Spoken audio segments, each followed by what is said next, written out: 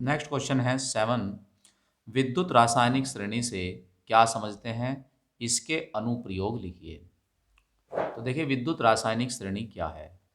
जब हम विभिन्न धातु इलेक्ट्रोडों को उनके बढ़ते या घटते हुए मानक इलेक्ट्रोड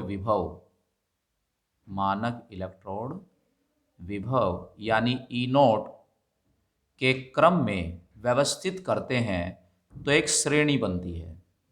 ठीक है, विभिन्न धातु इलेक्ट्रोडों को उनके बढ़ते हुए या घटते हुए, ठीक है, मानक इलेक्ट्रोड विभव के क्रम में व्यवस्थित करते हैं तो एक श्रेणी बनती है और इस श्रेणी को ही विद्युत रासायनिक श्रेणी कहते हैं। तो मानक इलेक्ट्रोड विभव के बढ़ते क्रम में एक विद्युत रासायनिक श्रेणी को देखते हैं। इसमें सबसे ऊपर है लिथियम, फिर potassium, calcium, sodium, magnesium, aluminium. ठीक है, तो आप इसके पूरी एक लंबी श्रेणी होती है ये, इसके पूरे क्रम को भी हम याद कर सकते हैं लेके। ठीक है, यहाँ पर बेरियम भी आता है, बांसुरी का नाम मुझे अल मियाँ जी, मुझे अल मियाँ जी क्रो, क्रो के बाद फेंको। ठीक है, फेंको, ये तो हो जाएगा फे और ये हो जाएगा नीचे को, फेंको सीडी को नहीं सुना, सुना पर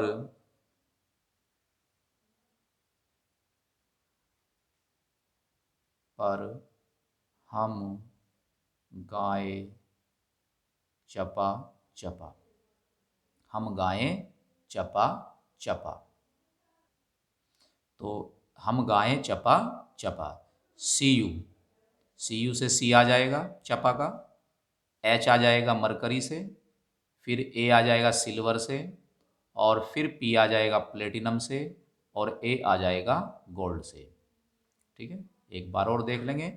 लिथियम ले आ जाएगा, ले के, है ना, बेरियम बांसुरी का नाम, एन ए से नाम, मुझे अल मियाँ, अल एल अल मियाँ एम एन मैग्नीज, जी जेड एन क्रो, फे को सीडी को नहीं सुना पर हम गाएं चप्पा चप्पा। तो चप्पा में CHAPA।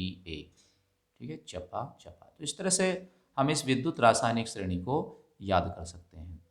तो ये विद्युत रासायनिक श्रेणी मानक इलेक्ट्रोड विभव यानी ई नोट के बढ़ते क्रम में बनाई गई है। जो लिथियम है इसका मानक इलेक्ट्रोड विभव 3.04 वोल्ट है, और नीचे गोल्ड का मानक इलेक्ट्रोड विभव प्लस 1.50 वोल्ट है। तो इस प्रकार, और हाइड्रोजन का कितना होता है 0.00 वोल्ट, इसका जीरो होता है। तो हाइड्रोजन तक ये माइनस में रहते हैं और हाइड्रोजन से नीचे सभी इलेक्ट्रोड विभव पॉजिटिव में होते हैं। अनुप्रयोग देखते हैं। पहला अनुप्रयोग है धातुओं की क्रियाशीलता। धातुओं की क्रियाशीलता की तुलना। विद्युत रासायनिक श्रेणी से हम विभिन्न धातुओं की क्रियाशीलता की तुलना कर सकते हैं।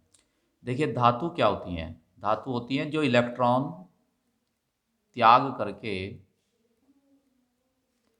धनायन बनाने की प्रवृत्ति रखती हैं। इलेक्ट्रॉन त्याग करके धनायन बनाने की जो प्रवृत्ति रखती है उन तत्वों को हम धातु कहते हैं। तो इलेक्ट्रॉन त्याग करने की प्रवृत्ति जितनी ज़्यादा होगी उनमें धात्विक क्रियाशीलता या धात्विक गुण उतना ही अधिक होगा।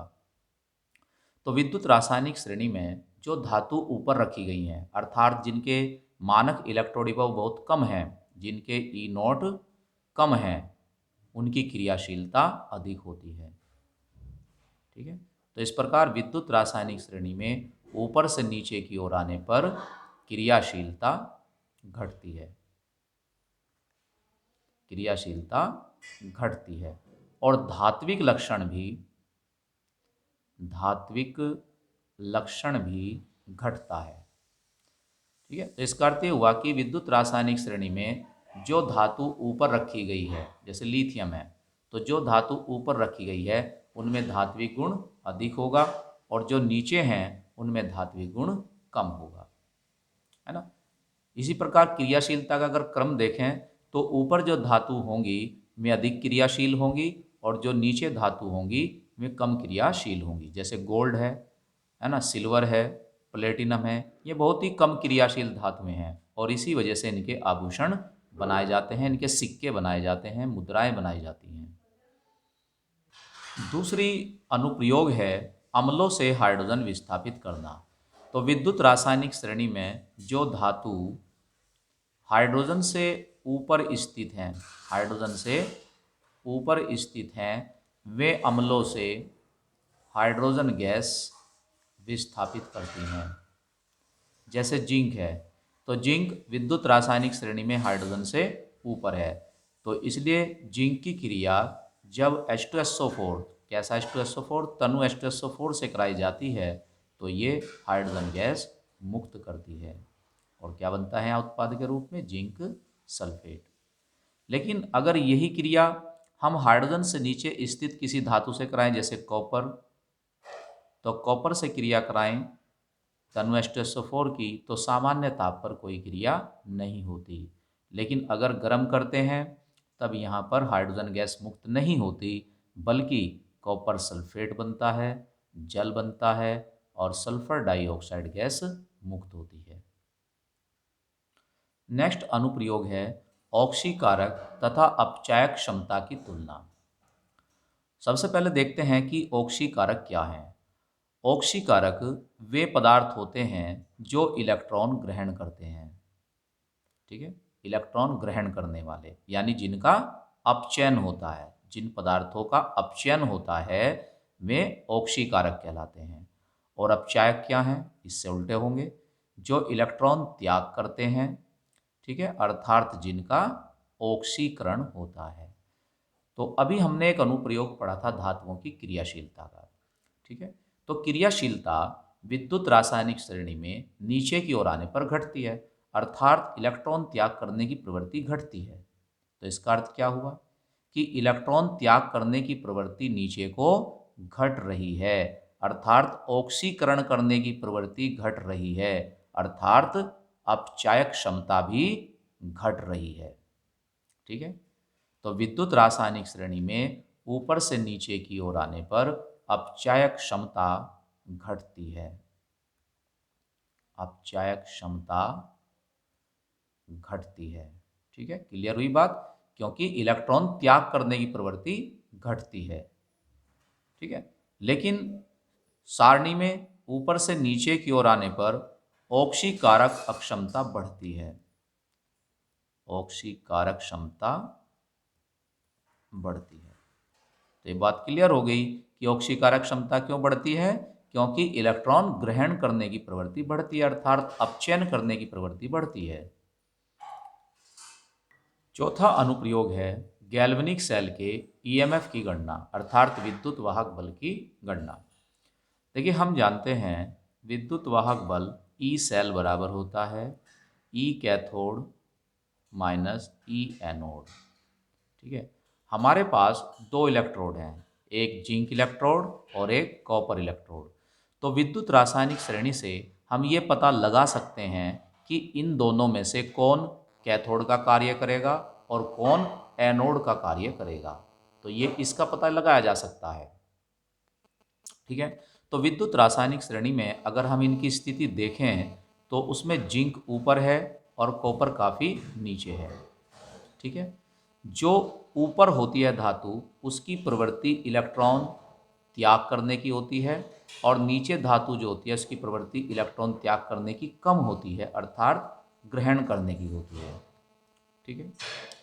तो जो धातु ऊपर होगी वो इलेक्ट्रॉन त्याग करेगी, अर्थात उस पर ऑक्सीकरण की क्रिया होगी, और जिस पर ऑक्सीकरण की क्रिया होती है वो एनोड होता है। और जो इलेक्ट्रॉन ग्रहण करता है उस पर अपचयन की क्रिया होती है, अर्थात वो कैथोड का कार्य करता है। ठीक है। तो कॉपर का जो मानक इलेक्ट्रोड विभव होगा वो कितना होता है, +0.34 वोल्ट, और जिंक का जो इलेक्ट्रोड विभव होता है वो होता है -0.76 वोल्ट। ठीक है। तो कैथोड, ये तो हुआ ई कैथोड, क्योंकि ये कैथोड का कार्य कर रहा है कॉपर, और जिंक कर रहा है एनोड का, इसलिए क्या होगा, ई एनोड। तो यहाँ पर हम मान रख करके ई सेल अर्थात ई एम एफ की गणना कर सकते हैं।